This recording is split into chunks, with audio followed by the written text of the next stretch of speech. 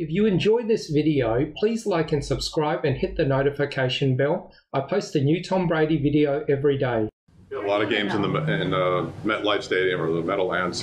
What's some maybe your memories of that place? Is that a place you like playing in? Yeah, great stadium. You know, always have a good crowd. It's a really beautiful stadium. You know, great. You know, locker rooms and how you drive in and so forth. It's very spacious. So I remember being at the old one for a long time, and the new one was a long time ago. I think 2009 was the first, 2010 was the first year of that stadium. And I just played a lot of games there over the years, preseason games, and always very competitive games against the Jets. A lot of hard-fought games, but it's a great stadium, depending on the conditions and so forth. But is it tricky because of the winds in there sometimes? It was a lot trickier with the old stadium because they had one tunnel that used to come down one end and the wind would come from the outside and would go up into the stadium. It's closed off now. So it's a really high stadium. So it's hard to get a ton of wind in there like it used to be. It used to be really tough. Not quite as tough anymore. Tom, going back to John Madden. Probably just jinxed myself. We're going to get 15 degrees and sideways winds. I know. Yeah, they used to open up the garage doors, didn't they? Yeah. When you were trying to kick or They did. Yeah, for sure. Tom Brady was just asked a pretty simple question about New Year's resolutions. Right. And when he leaped to this, I want to throw an overhand Lombardi trophy toss from boat to boat during a parade. It was so brazen, it was so audacious that it tells me that he knows something that I'm not sure of. He believes they're going to get pretty healthy for the playoff run. And if they do, when I look at this roster from top to bottom, if they're only missing Chris Godwin, period, end of story, because we know he's gone for the year, I believe that Brady believes they have an even better chance of winning it all this year, right here, right now. And he predicted, and you've criticized him for it, will be even better next year. Well, I think he believes they are better. And I got to tell you, if you look harder and harder at what they have, if they're all healthy, reasonably healthy, it is as loaded. This is the best team, and I don't even think it's even close. When you get healthy with Carlton Davis and Sean Murphy Bunting at corner, with Jamel Dean as the sort of the third corner, and then that secondary of the Antoine Winfield when he comes back, and Jordan Whitehead, who's just playing his tail off, and Mike Edwards, who came back obviously from his suspension, and then are those two inside backers pretty great? Yeah. And obviously Devin White and Levante David. Shaq Barrett, if he comes back strong and healthy, and JPP and that Joe Tryon that they drafted, he's just wreaking havoc, man. He's starting to look like Randy Gregory to me. And Sue and Vita Vea, they're number one against the run. So what's not to like with Todd Bowles as their coordinator? I know you don't like it, but I love what's there. Hey, Coach, how you doing? Good. What's wrong? You're not dressed, Jenna? You're not on the screen. Oh, God, no, I'm in a hotel room in New York. I flew up early. What, you want to see my face? Hold on. I got you. There we go. There you go. Okay. Hotel lighting, you never know, especially when you get to be over the age of 30. It might make you look bad. So Gotcha. I saw you guys activated Mike Evans off the COVID list. Yes. What have you been able to see from him? Are there any concerns about stamina for him, or how's he doing health-wise? He was out there a little bit today. Got to, did some individuals, a few things offensively. There's a chance he may play. At the end of the day, it'll probably be a game-time decision between myself, Jason, and if B is around, obviously he'll most likely be a part of that decision as well. But Mike looked good today, so hopefully cross our fingers he might be out there. I know you have a lot of guys that are questionable right now with injuries and stuff. Is there anybody that you feel confident will be able to return this week, or are those decisions still being made? I think those decisions still being made. I think right now Shaq and JPP are the only two that are out. Let's go Bucks, Jets. Jets getting 13 Bucks at minus home. 13. Huh? I'll take Bucks minus 13. Okay, me too. It's boring here, dude. Let's go. Tom, you need just 3 touchdown passes to become just the second player to have back-to-back 40 touchdown seasons. Is that something that's meaningful? Would be meaningful to you? I think just winning the game Sunday will be what I'm looking forward to. So we've got to go out there and earn it. All the individual stats and so forth, I think it's ultimately a team sport. So, it's just a credit to everybody.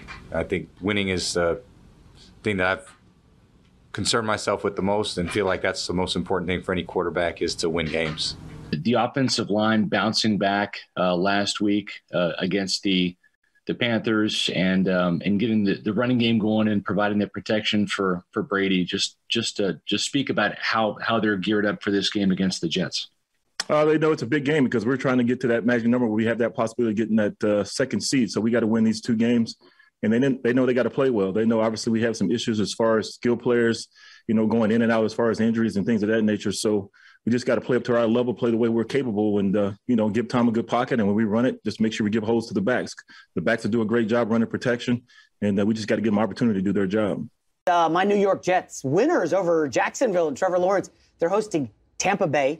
Tampa favored by 13 on the road. Tampa didn't have half their offense, and they still destroy Carolina 32-6. You had a moment against the Panthers, and you guys were in the red zone. It was just before Rojo's touchdown, when Tyler was in motion, and you said freeze, and then you said go ahead. And then after the touchdown, you made sure to go over to him, and you said something in his ear.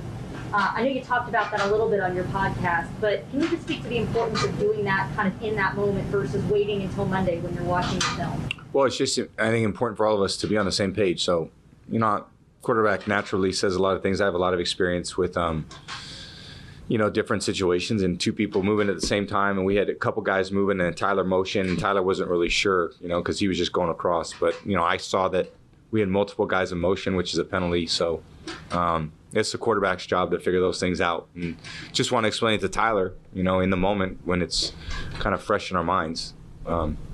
Can you speak to how important it is to kind of get out some of that stuff now while you're working together versus, having it come up in the postseason when that could really, bite you guys in the butt?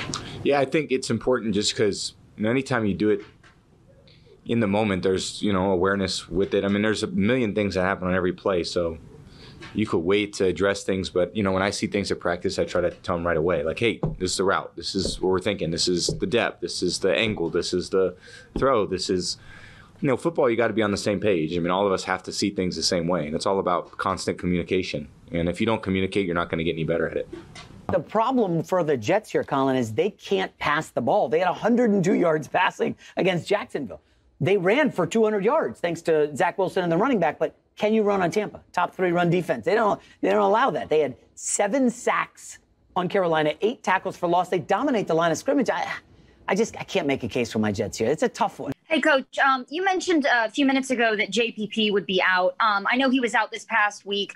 To your knowledge, did he suffer any type of a setback with a shoulder injury? Are you guys just trying to preserve him a little bit? What's going on there, if you're able to answer? I'm not quite sure because I don't know all the ins and outs. I just know he's been out here working out the last couple of days. I know for a fact he was here yesterday conditioning, trying to keep his body in shape.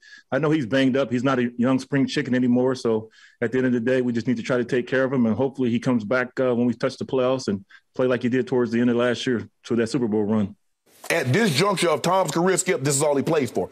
Because he's going to break some record because he's been playing so long. It's going to be a completion record. It's going to be a touchdown record. It's going to be a record. But for him, it's all about Lombardies. And then with the 3 of your guys making the Pro Bowl list, just speak to that as someone who's been around these guys, from day one, coaching a guy like Wirtz and seeing him achieve what he probably should have achieved last year as a rookie, but to have these guys in the Pro Bowl. Yeah, me and Joe Gilbert are like 2 proud dads. We're 2 old, crusty dads, but we're still 2 proud dads. But, Allie's probably a guy that should have been making it for years. He's been consistent throughout his career, even starting as a young guy. And for him to finally get that recognition, I'm so happy for him because he deserves it. Ryan Jensen works his butt off. He is as you guys know, our number 1 hit guy. As far as the way he plays the game, the referees come up to him before every game and warn him about being overly aggressive. And I'm trying not to take that away from him.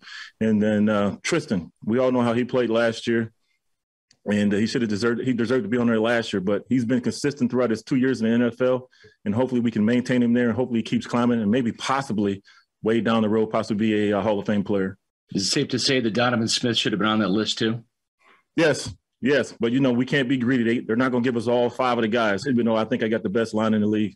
Pro Football Focus ranks the offensive line as a pass-blocking line 2nd in the league. Yeah. I think you would concur. Yeah, no question. Okay, what if Fournette does come back? And you got Rojo, and you got my little man Keyshawn Vaughn, who yesterday Bruce Arians said could be a lead dog. He's that good. He could be a number 1 back. Right. Is Gio going to come back? He's got a hip injury, but they say it's possible he's going to come back. Then let's look down the receiving core. If all these guys are healthy, A.B. Gronk, Mike Evans, Cam Brate, O.J. Howard, Tyler Johnson, Scotty Miller, Broussard Perriman, Cyril Grayson, it's loaded, man. It's good enough without Chris Godwin. Le'Veon Bell now has a full week in the system going up against his former team. What have you seen out of him and his progression and learning the offense, and if there's a bigger role in store for him going forward? Yeah, he's done a great job. You know, obviously last week coming in on a short notice, it was probably a little difficult for him. We tried to get him some snaps at the end of the game. I'm not quite sure, but I would think Byron's going to probably try to get him a little bit more involved. You know, obviously all our backs we think are top notch, and having him being in the fold is good for us. You know, especially down the long haul here, getting close to the playoffs. So I think he's game ready. We'll see how it goes. And I think everyone's going to have to play a role with, you know, different people in and out of the lineup. And, you know, we've had a lot of people in and out the last, you know, at different times you got to adjust. So different players, you know, Leonard, Chris, you know, Mike, you know, AB's been out for a while, Gronk, you know, you just got to try to get guys to play a role and provide the level of production that allows you to go down and score points. And every week's going to be a little bit different. So, again, I don't think it's production. You know, production is really just a matter of scoring points to me. You know, if we can have to go 80 yards, we got to go 80 yards to get the ball in the end zone. If we get a turnover on the 10-yard line, it's still about scoring points. We don't have to produce as many yards to score points because the defense helped us out a lot. So it's really the ultimate team sport in that respect. You have to do the best you can do based on the circumstances and opportunities that you're provided. Each week, those are a little bit different with different players, and depending on how the defense plays, the special teams plays, or how the other team plays, you know, those things kind of factor in differently to the overall, you know, outcome of the game. You guys are important every week, right, on the offensive line. I mean, that goes without saying. But were you proud of the way, given that you were down so many receivers, you came out 3 tight ends, like, you know, you put it on their backs, right, and they responded. Yeah, we did. And the crazy thing about our line, they're greedy. They always want to run the ball. But I was like, hey, we got a lot of good receivers. We got a lot of good skill players. We can't run it every time. But going into last week's game, I'm like, hey, Byron's probably going to put this thing on your shoulders, and you guys got to respond. And they did. And, you know, anything that Byron calls, we were able to execute, be it run or pass, and we just got to be ready to go. But last week we did lean a little bit heavier on the run side, especially using 2 tight ends, 3 tight end type formations. Sue, what's your New Year's resolution? Sue, New Year's resolution, he said that he don't want to be big girl no more. I don't know how to follow that. My New Year's resolution is to get money from my teammates. You ain't got a New Year's resolution? I don't either. My New Year's resolution is to create multiple streams of income. You sound like they gonna love me. New Year's resolution, we gonna run it back. Super Bowl #2. That's it for this video. I post a new Tom Brady video every day, so please like and subscribe. That way you'll always have a new Tom Brady video to watch every single day. Thanks for watching.